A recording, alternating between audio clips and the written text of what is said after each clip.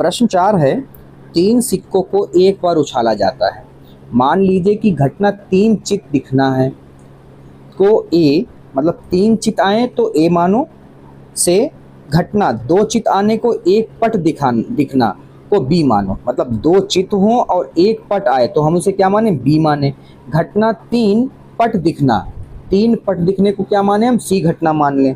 पहले सिक्के पर चित दिखना को हम डी निरूपित किया गया है। बताइए कि इनमें से कौन से। पहले तो बेटा हम 3 सिक्कों की पूरी संभव परिणाम लिख लेते हैं। तो 3 सिक्कों का मतलब हो गया हमारा, एक में कितने होते हैं, 2 होते हैं, एक चित होता है एक पट होता, तो 3 है तो 2 की घात 3 मतलब कि 8। कितने हैं, संभव परिणाम कितने बनेंगे बेटा, 8 बनेंगे। संभव परिणाम है 3 सिक्कों के लिए। ठीक है, अब वो कुल समष्टि क्या होगी इसकी, कितने होंगे। पहले हमारा तीनों में हेड आ सकता है, ठीक है, फिर हमारे 2 में हेड हो सकता है और 1 में टेल आ गया मान लो, ठीक है।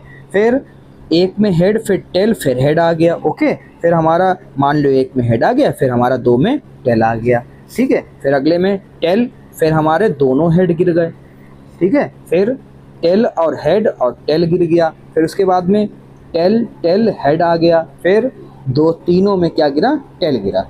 अच्छा, इसको बनाने की एक प्रक्रिया होती है, वो हम आपको बता दें क्या होती है।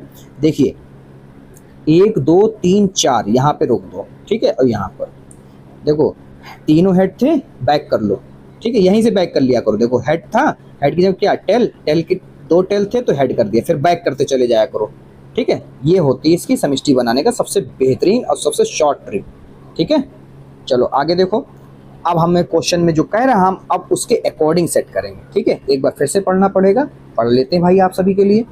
क्वेश्चन हमें बनाना है, ए समुच्चय बनाने के लिए यहाँ पे साफ साफ कह रखा है कि 3 चित दिखना है।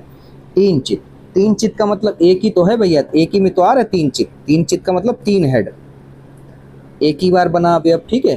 फिर आगे कह रहे हैं 2 चित और 1 पट दिखे तो उसे क्या मानो, बी मानो।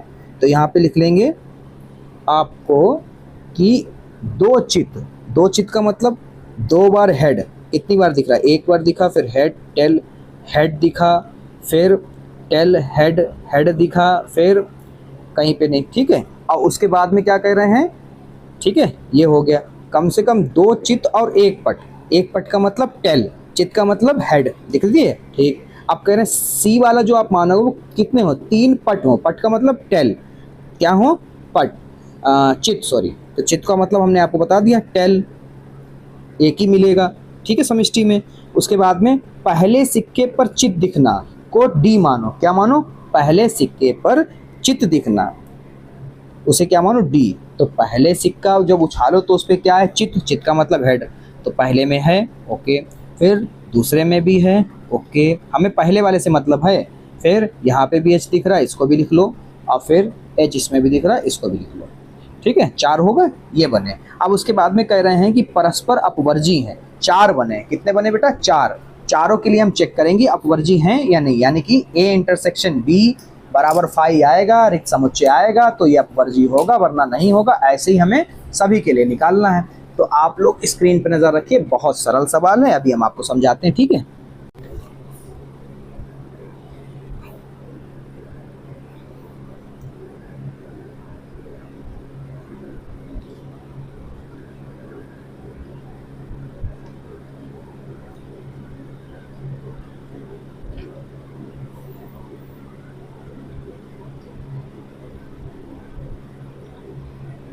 निम्न होंगी, पहला ए इंटरसेक्शन बी चेक करो है या फिर नहीं है, 5 चेक कर लेते हैं। क्या ए वाला जो है बी में है, नहीं है, तो ये सही हो गया, ठीक है, ये सत्य हो गया, ये अपवर्जी है, ए जो है बी के अपवर्जी है। फिर हमें क्या चेक करना है, ए जो है इसमें चेक करना है, ए अब सी में चेक करना है। ए बी में चेक कर चुके हैं, फिर सी में चेक करो, तो ए इंटरसेक्शन सी चेक करो, तो इसको चेक करो।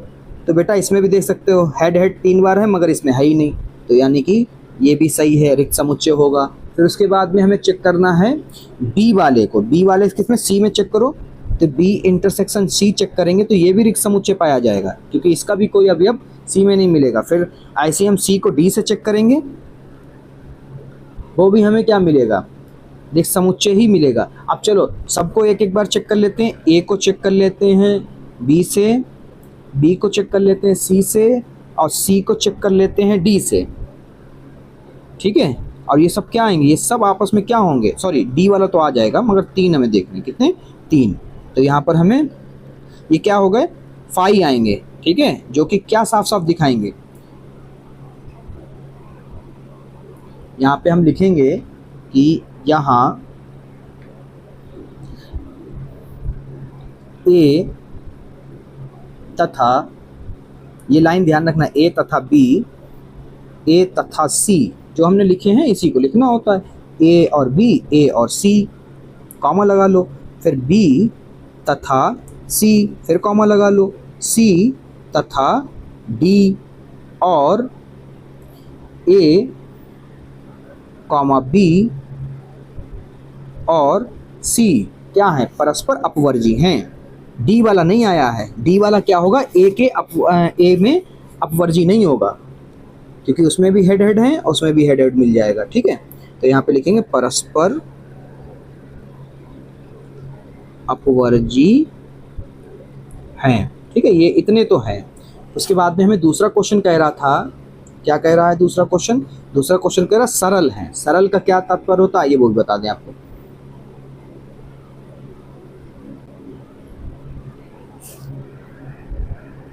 दूसरे क्वेश्चन में कह रहा है सरल घटना के लिए क्या होता है, यहाँ पे लिख लो, सरल घटना के लिए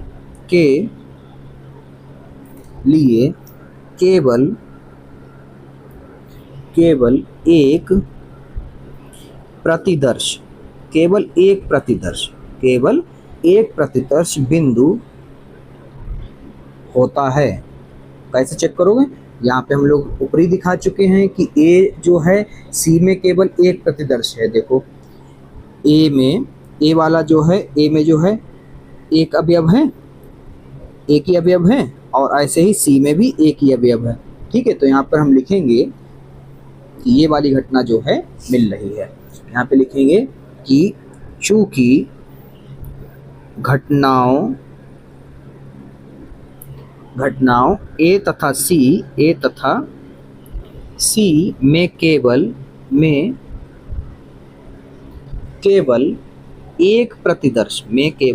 एक प्रतिदर्श बिंदु, ए में क्या है हेड हेड है तीनों, और बी सी में क्या है टेल टेल है, ठीक है, केवल एक प्रतिदर्श बिंदु है।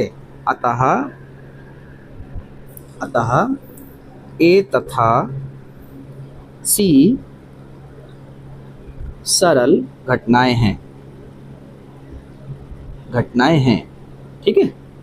तीसरा क्वेश्चन कह रहा है आपसे कि मिश्र हैं। अब मिश्र का क्या तात्पर्य होता है वो भी हम आपको समझा देते हैं, ठीक है। मिश्र में होता है, तीसरा वाला क्वेश्चन जो है वो उसमें तात्पर्य होता है मिश्र का मतलब कि मिश्र घटना के लिए कम से कम 2 प्रतिदर्श, कितने 2 प्रतिदर्श बिंदु होते हैं, कम से कम 2 हों, चाहे अलग अलग हों मगर 2 हों, कितने अवयव हों 2 हों, 2 होते हैं। तो ऐसा कौन सा मिल रहा है आपको, मिल रहा है कम से कम, 2 से ज़्यादा चल जाएंगे, ये आपको मिला बी और डी, ठीक है, 2 मिले आपको, इन्हीं चारों में से पहचानने होते हैं इस वाले क्वेश्चन में। तो यहाँ पे लिखेंगे हम कि चूंकि घटनाओं बी तथा डी में एक से अधिक